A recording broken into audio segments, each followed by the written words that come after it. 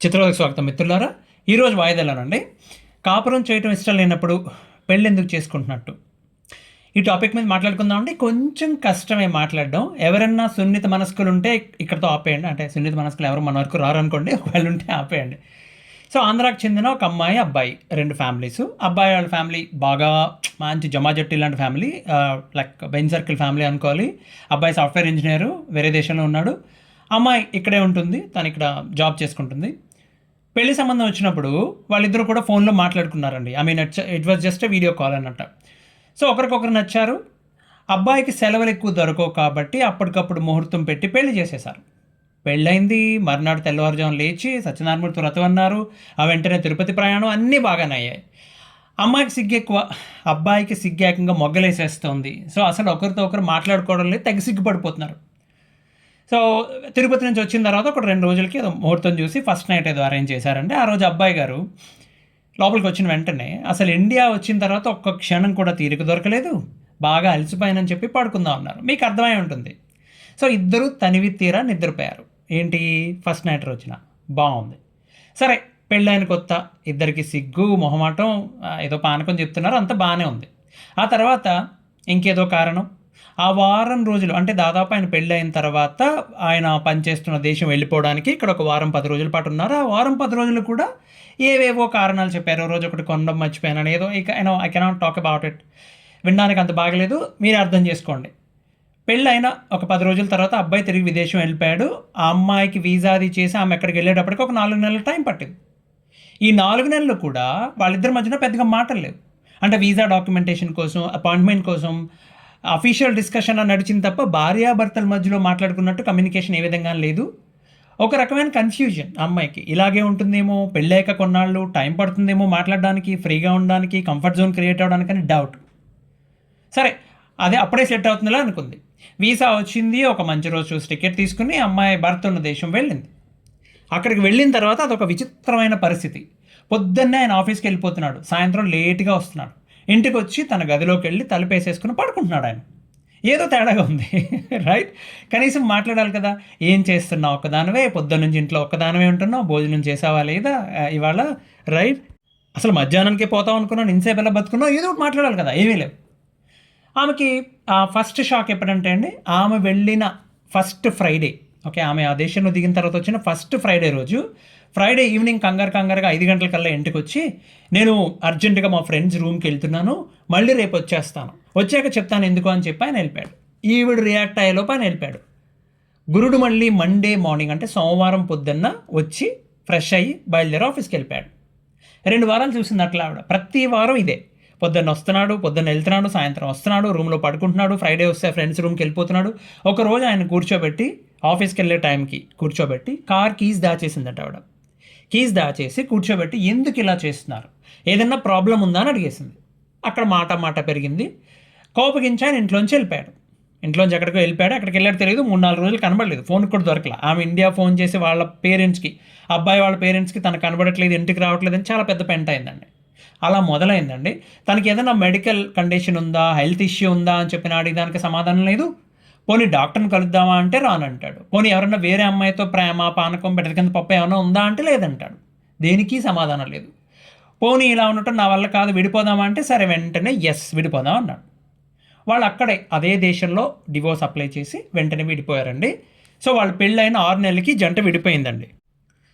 మరి ఎందుకు చేసుకున్నాడు పెళ్ళి అబ్బాయి అంటే, తర్వాత తెలిసిన కారణం ఏంటంటే, అబ్బాయికి ఏదో మెడికల్ కండిషన్ ఉంది, ఓకే, ఆ విషయంలో తప్పలేదు, ఇది మెడికల్ ప్రాబ్లం అది. కానీ అతని అన్నగారు బోలెడంత డబ్బు, ఆస్తి, పలుకుబడి ఉంది సమాజంలో. ఆయన తమ్ముడికి పెళ్లి చేస్తున్నారు. అన్నకి చేయకుండా తమ్ముడికి ఎట్లా చేయటం, ఏదో ఒక కారణం చెప్పాలి కదా. అందుకని తర్వాత విడిపోవచ్చు, ప్రస్తుతానికి పెళ్ళి అయితే కనీసం పేరు కన్నా పెళ్ళి అవ్వాలి కదా అని చెప్పి పెళ్లి చేశారండి. దారుణం. సరే, ఇప్పుడు ఇంకో కేసు చూద్దాం. ఇది హైదరాబాద్లో జరిగిన సంఘటన. పెళ్ళి అయ్యాక మొదటి రాత్రి రోజున అమ్మాయిని ముస్తాబ్ చేద్దామని చూస్తే అమ్మాయి కనబడలా. ఈవినింగ్ ఫోన్ మాట్లాడుతూ అటు ఇటు తిరిగింది అక్కడ, బట్ రాత్రి అయ్యేసరికి కనబడలా. 2 గంటలు ఎతికారు, ఫ్రెండ్స్ అందరికీ ఫోన్లు చేశారు. ఇక ఏం చేయాలి తెలియక రాత్రి 12-1 గంట టైంకి పోలీస్ స్టేషన్కి వెళ్ళి కంప్లైంట్ ఇచ్చారు. పొద్దున్న అమ్మాయి తిరిగి ఇంటికి వచ్చింది. వాళ్ళకి తెలుసు ఏదో గొడవ, ఇది పెళ్ళైన కొత్త, ఏదో గొడవ అయింది, అమ్మాయి ఎవరినో ప్రేమించి ఉంటుంది, ఇట్లా అనుకున్నారు పోలీసులు. పొద్దున్న వరకు కూడా రాకపోతే అప్పుడు ఎతుకుదామని అనుకున్నారు వాళ్ళు. పొద్దున్నే ఇంటికి వచ్చింది ఆవిడ, పాల ప్యాకెట్ ఇచ్చే టైంకి వచ్చేసింది. ఎక్కడ తగలడ్డో రాత్రంతా అని అడిగితే ఈ పెళ్ళి కాపురం అంటే తనకి ఇష్టం లేదని చెప్పింది. పోనీ ఎవరన్నా ప్రేమించచ్చావని అడిగితే అది లేదట. ఎందుకంటే వాళ్ళ నాన్నకు ఆస్తి ఉంది, ఈ అమ్మాయికి చాలా ఫ్రీడమ్ ఉంది. ఆ అమ్మాయి ప్రేమించాను అని చెబితే అబ్బాయి నుంచి పెళ్లి చేయడానికి కూడా రెడీగా ఉన్నాడు ఆయన, కానీ ప్రేమ కూడా లేదు. మరి ఏంటి కారణం? పెళ్ళి అంటే ఇష్టం లేదు, ఇవన్నీ నాకు పడవు అని చెప్పింది ఆవిడ. కేవలం వాళ్ళ నాన్న కోరిక మేరకు పెళ్లి చేసుకుందంట, కానీ పెళ్ళి అయినప్పటి నుంచి గిల్ట్ ఫీలింగ్ వచ్చేసింది, అబ్బాయిని మోసం చేస్తున్నానని, కాబట్టి పెళ్ళి అంటే ఇష్టం లేదని చెప్పి రాత్రికి రాత్రి ఎవరు ఫ్రెండ్ రూమ్కి, తన వేరే అమ్మాయి ఆ రూమ్కి వెళ్ళిపోయిందని అక్కడే పడుకొని పొద్దున్న లేచి వచ్చింది. ఇష్టం లేదు అని చెప్పి పెళ్ళికి ముందు చెప్పి ఆడవాలి కదా, అప్పుడు కూడా వీడు చేసుకున్నాడు అనుకో, అప్పుడు ఏడుస్తాడు. 2 కేసుల్లో కూడా, పైన మనం ఉదాహరణించిన 2 కేసుల్లో కూడా కారణం ఏదన్నా కావచ్చు, కానీ ఒక అమ్మాయి ఒక అబ్బాయి వాళ్ళ తప్పు లేకుండానే బలైపోయారు. పెళ్ళంటే ఎంత పెద్ద విషయం అండి అసలు. తెలిసి తెలిసి ఇష్టం లేనప్పుడు, వాళ్ళకి ఏదో ప్రాబ్లం ఉన్నప్పుడు ఇలా మోసం చేయటం ఎంతవరకు కరెక్ట్? ఇలా మోసం చేసి పెళ్లి చేసుకుని తర్వాత విడిపోదాం అనే బ్యాచ్ ఒకటైతే ఇంకో రకం ఉందండోయ్. పెళ్ళంటే ఇక అంతేనా? కాపురం చేయడం ఒకటేనా? ఫిజికల్ అట్రాక్షన్ తప్ప ఇంకేం ఉండదా? ఏం భార్యాభర్తలు ఎవరో ఒకరి వలన కాపురం చేసే అవకాశం లేకపోవడం వల్ల వాళ్ళు కలిసి ఉండలేరా? అంతేనా ప్రేమ అంటే? ఈ మధ్య ఇలా క్వశ్చన్ చేస్తారు. ఈ మధ్యన ఆశ్చర్యం వేసింది నాకు. ఆ మధ్యన ఏదో సినిమా వచ్చిందండి. సినిమా చివరిలో హీరోయిన్ తండ్రి హీరోకి ఏదో కట్ చేసి పాడేస్తాడని చెప్పి ఏదో ఆ సినిమా హిట్ కూడా అయిందంటారు. చాలా పెద్ద హిట్ అయిందని చెప్పి నేను చూడడం మొదలుపెట్టాను. ఫస్ట్ 30 minutes చూసిన తర్వాత నాకు అర్థమైంది, ఇది నిబ్బా అని బీ కదరా బాబు, ఇది అదో చెత్త సినిమా అది. అండ్ ఎనీవేస్ క్లైమాక్స్ బాగుంది. ఆయన ఆ విషయాన్ని మెచ్చుకోవాలి. అంటే బాగా ఆస్తి పలుకుబడి చదువు ఉన్న ఇంటి అమ్మాయిని రోడ్డు మీద తిరిగే పొరంబోకుడు వచ్చి బలవంతంగా పెళ్లి చేసుకో, బలవంతంగా అంటే ప్రేమలో దింపి, ఆ టైంలో అది ప్రేమ అనుకుంటారు, దాంట్లో దింపి పెళ్లి చేసుకుంటే కిందది కాదు పైది కోసేయాలి లెక్క ప్రకారం. బాగానే తీశాడు ఆ సీన్ వరకు. సరే, ఇలాంటి దిక్కుమాలను ఉదాహరణ చూపించి ఏ మగాడు కాని మొగుడుతో కాపురం చేయలేరా, సంసారం ఇష్టం లేని భార్యతో కలిసి ఉండలేరా అని చెప్పి పాఠాలు చెప్తున్నారు. ఈ మధ్యన నేను చాలా ఆశ్చర్యం వేసింది. కొన్ని కేసెస్లో మీడియేటర్స్ అని చెప్పొచ్చి ఇలాంటి కబుర్లు చెప్తున్నారు. అస్సలు మొహమాటం లేకుండా చెప్పాలి అంటే లేరండి, ఉండలేరు. ఒకరి మీద ఒకరికి ఫిజికల్ అట్రాక్షన్ అనేది ప్రప్రథమము. అది లేకుండా ఎవ్వరూ పెళ్లి చేసుకుని బ్రతకలేరు. కొన్నాళ్ళు నటించవచ్చు, కానీ తర్వాత బంధం తెగిపోద్ది. ఇద్దరు మనుషులు దగ్గర అవ్వడానికి you belong to me or I belong to you, ఈమె నా సొంతం అతను నా సొంతం అన్న భావన రావటం ప్రథమ కారణం. అది రావటం చాలా ముఖ్యం. ఆ తర్వాత ఒకరి మనసు ఒకరు అర్థం చేసుకుంటారు, ఒకరి లోపాలను ఒకరు తెలుసుకుంటారు, దానికి తగ్గట్టు వీళ్ళు మారడమో వాళ్ళని మార్చుకోవడమో చేస్తారు, కనీసం ప్రయత్నిస్తారు. ఇవన్నీ వారి వైవాహిక జీవితంలో రాను రాను మెల్లిమెల్లిగా జరిగి ఒక ప్రాసెస్ ప్రకారం 10 ఏళ్ళు 15 ఏళ్ళు అయ్యేసరికి అప్పుడు విడిపోరాని ఒక బంధం, దట్స్ కాల్డ్ కెమికల్ బంధంలా ఏర్పడుతుంది, ఫెవికాల్ బంధం. అది ప్రేమ అంటే. ప్రేమ అంటే బాధ్యత తీసుకోవడం. బాధ్యత తీసుకోవడం అంటే నీకు కావాల్సిన వాళ్ళ కోసం, వాళ్ళ కంఫర్ట్ కోసం నీ ఆనందాన్నో, నీ టైంనో, నీ డబ్బులనో ఏ విధమైన మొహమాటం లేకుండా ఆనందంగా వదిలేసుకుంటారు. అది ప్రేమ అంటే. అది రావడానికి చాలా టైం పడుతుంది. ఫిజికల్ అట్రాక్షన్ స్టార్టింగ్ పాయింట్, దానికి ఖచ్చితంగా ఉండాలి. ఇదంతా ఎందుకంటే అండి ఈ మధ్యన దారుణం అండి. ఎన్ని కేసులు అంటే దాంట్లో సరే ఒక 50% దొంగ కేసులు. అంటే వీళ్ళకి ఇంకేదో బయట ఏదో వ్యవహారాలు ఉంటాయి, లైక్ పానీపూరీలు ఉంటాయి బయట.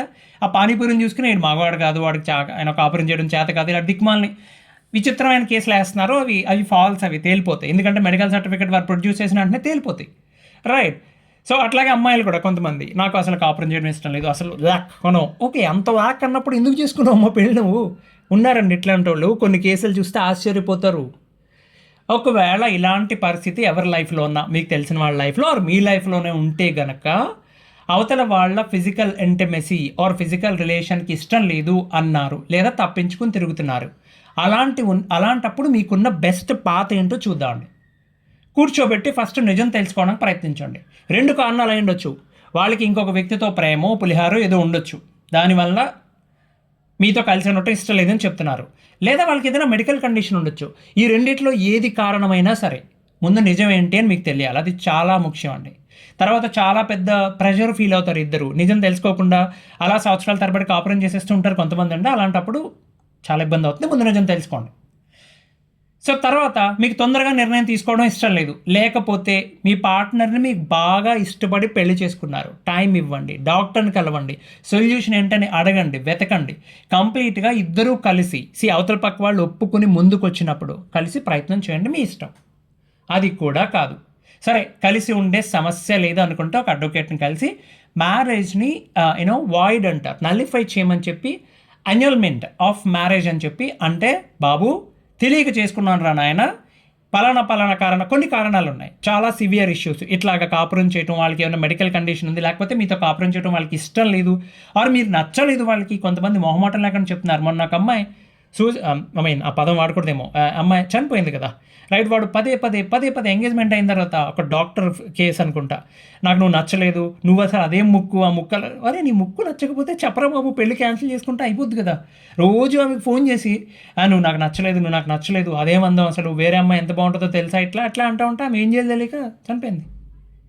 అట్లా అబ్బాయిలు కూడా నాశనం అయిపోయిన వాళ్ళు ఉన్నారండి. అంతా అయిపోయిన తర్వాత అబ్బాయిల విషయంలో యూజువల్గా ఏ విషయంలో దెబ్బ కొట్టేస్తారంటే, అదేంటి ఆస్ట్రేలియాలో ఉన్నావు కదా నువ్వు, ఇట్లా అనమాట, ఇలా మొదలెడతారు. అదేంటి సొంత ఇల్లు ఉందన్నావు కదా, ఉందే బాబు ఉంది, 40 లక్షల లోన్ ఉంది దాని మీద, ఉంది అంటే, అదేంటి సొంతం అన్నావు కదా, సొంతమే, డబ్బులు కట్టాలి కదా, నాకు ఇష్టం లేదు, మొన్న మధ్యన వచ్చిన అమెరికా సంబంధమే బాగుంది, ఇట్లా మొదలెడతారు. ఇట్లా జరిగినాయి చాలా, రైట్. సో ఇట్లాంటి కారణాలు చూపించినప్పుడు, ఇట్లాంటి కారణాలన్నీ కాదండి, ఇట్లాంటి కారణాలు కాదు, అలాంటి కారణాలతో పెళ్లి క్యాన్సిల్ చేసుకుంటామంటే కుదరదు. కొన్ని ఉన్నాయి, మెడికల్ కండిషన్స్, బాగా సివియర్ హెల్త్ ఇష్యూస్, లేకపోతే పలానా కారణం వల్ల నాతో కాపురం చేయడం ఇష్టం లేదంటున్నాడు, నాతో కాపురం చేయడం ఇష్టం లేదంటుంది, ఆర్ మెడికల్ కండిషన్ ఉంది, వాళ్ళకి దానికి అర్హులు కాదు అని వచ్చినప్పుడు మీరు డైరెక్ట్గా మ్యారేజ్ని క్యాన్సిల్ చేసుకోవడానికి, పెళ్ళి అయిన వెంటనే ఎంత తొందరగా వీలైతే అంత తొందరగా క్యాన్సిల్ చేసుకోవడానికి ఒక రూల్ ఉంది, ఒక చట్టం ఉంది మన దగ్గర. దాని ప్రకారం మీ దగ్గర ఎవిడెన్స్ తీసుకెళ్ళి ప్రొడ్యూస్ చేయొచ్చు, రైట్. ఓకేనా. అవతల పక్క వాళ్ళు మెడికల్ కండిషన్ ఉందనుకోండి, పెద్ద విషయం కాదు ప్రొడ్యూస్ చేయడం. గట్టిగా మాట్లాడితే అసలు ఆ మెడికల్ సర్టిఫికేట్ దాకా వెళ్ళరు, వాళ్ళు మ్యూచువల్గా ఒప్పుకుంటారు వచ్చి, ఎస్ దట్స్ ట్రూ అని చెప్పి. రచ్చ చేసుకోవడం ఎవరికి ఇష్టం ఉండదు కదా. కొంతమంది ఏం చేస్తారంటే, పెళ్ళైన తర్వాత వీళ్ళు రియలైజ్ అవ్వడానికి, అంటే ఇలాగే ఉంటుందేమో, ఒకరితో ఒకరు మాట్లాడుకోరేమో, దూరంగా కూర్చుంటారేమో, అసలు ఎవరి గదుల్లో వాళ్ళే ఉంటారేమో, అందరు భార్యాభర్తలు ఇలాగే తగలడతారేమో అనుకున్న వాళ్ళు కొంతమంది ఉన్నారు. ఇప్పుడు generation I don't know, but at least కానీ మొన్నటి దాకా అయితే ఉన్నారు ఇట్లాంటి వాళ్ళు, అబ్బాయిల్లో ఉన్నారు, అమ్మాయిల్లో ఉన్నారు. సో అట్లాంటి వాళ్ళు ఏం చేశారంటే కనీసం 1 సంవత్సరం వీళ్ళందరూ హ్యాపీగా ఉంటారు, కలిసి ఉంటారు, సినిమాలకు వెళ్తారు, షికార్లకు వెళ్తారు, బయట చూడడానికి అబ్బా కప్పులు అంటే కొత్తగా పెళ్ళైన జంట అంటే ఇట్లా ఉండాలరా అంటారు, లోపల బెబ్బే. సో ఇట్లాంటి బ్యాచ్ 2 ఏళ్ళు 3 ఏళ్ళు గడిపేసి అప్పుడు బాగా దెబ్బలాడుకుని అప్పుడు నిజం చెప్తారు. I mean there is no way. అప్పుడు నువ్వు చచ్చినట్టు కోర్టుకి వెళ్ళి క్రూయాలిటీ గ్రౌండ్ మీద ఏదో కేసు వేసుకొని పోరాడి డివోర్స్ తీసుకోవాలి. 17 సంవత్సరాలు పోరాడి, 4 ఏళ్ళు 5 ఏళ్ళు పోరాడి డివోర్స్ తీసుకోవాలి. 2 ముఖ్యమైన విషయాలండి ఇలాంటి కేసెస్లో. అమ్మాయికో అబ్బాయికో ఇలాంటి మెడికల్ కండిషన్ ఉన్నప్పుడు పెళ్ళి అనే దాని జోలికి వెళ్ళొద్దు. సమాజం కోసం అస్సలు అలాంటి పని చేయొద్దు. ఏదో ఒకటి అనుకోనండి, కానీ వేరే వాళ్ళ జీవితంతో ఆడుకోవద్దు. ఒకవేళ మీ జీవితంలో మీ పార్ట్నర్ వల్ల ఇలాంటి పరిస్థితి మీకు ఎదురైతే, పెళ్ళంటే ఇంతేనా, ఇది ఒక్కటేనా, ఒకరి మీద ఒకరు ప్రేమ ఉండదా, ఒక్క లోపం వల్ల విడిపోవడమేనా అనే మానసిక సంఘర్షణలో ఉంటే, రైట్, అలా ప్రాబ్లం ఉంది అని వాళ్ళకి పెళ్ళికి ముందే తెలుసా? ఖచ్చితంగా తెలిసే ఉంటుంది. తెలిసే కావాలనే మీకు చెప్పకుండా మిమ్మల్ని పెళ్లి చేసుకున్నారు, ఇంకేం ప్రేమ, రైట్. అదే మీరు పెళ్లి చేసుకున్న తర్వాత మీరు హ్యాపీగా కాపురం చేసుకుంటూ ఉండగా ఏ ప్రమాదం జరిగింది అనుకోండి, అప్పుడు మీరు లైఫ్ లాంగ్ వాళ్ళకి సేవ చేసినా, వాళ్ళకి కూడా తోడుగా ఉన్నా ఏ తప్పు లేదు. మిమ్మల్ని ఆల్రెడీ వాళ్ళు మోసం చేశారు. సో మీరు నిర్ణయం మీరే తీసుకోవాలి. ఇప్పుడు నిర్ణయం తీసుకోవడానికి మీకు పూర్తి స్వేచ్ఛ ఉంది, హక్కు ఉంది. ఎక్కువ ఆలోచించకండి, రైట్. ఇవాళ ఉన్న ప్రేమ ఆర్ మీరు ఇవాళ మీరు అజ్యూమ్ చేసుకుంటుంది 3 ఏళ్ళ తర్వాత ఉండకపోవచ్చు. రేపొద్దున మీరు రియలైజ్ అయ్యి బాధపడితే ఉపయోగం ఉండదు. నేను ఎవరిని విడిపోమనో కలిసి ఉండమనో చెప్పట్లేదండి. ఏది మంచో ఏది చెడో కాదు, ఏది కరెక్టో అది చేయండి. ఓకే, మంచి నిర్ణయం తీసుకోండి, కరెక్ట్గా ఉండండి. ప్రాబ్లమ్స్ రావడం సహజం, ఏదో అయిపోయిందని చెప్పి ఎక్కువ బాధపడద్దు, తొందరగా బయటపడిపోండి.